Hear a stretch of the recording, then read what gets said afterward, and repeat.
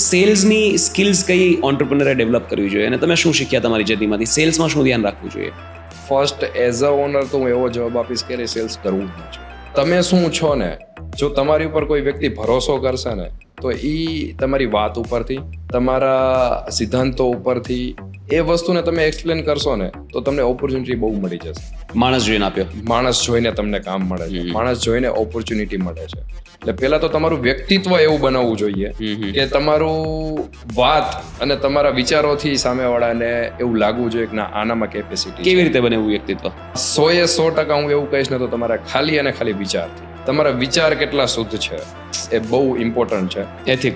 Ethics થી વિશેષ કાંઈ જ નથી. જે કહીએ ને કર્મ, તમારા કરેલા કર્મ જ તમને કામ આગળ લઈ જાય છે. એટલે જેવું વિચારશો એવું થશે અને એ વિચાર જેટલા શુદ્ધ હશે રાઈટ, એ વસ્તુ સામે એવી જ આવશે. પૈસાનું કોઈ ઇમ્પોર્ટન્ટ છે જ નહીં. તમે ટર્નઓવર કરો છો, પ્રોફિટ કરો છો, પણ તમારા વિચાર શુદ્ધ નથી ને, તમારા એથિક્સ બરોબર નથી ને, તો એ જતા એક સેકન્ડ નહીં લાગે. સાચે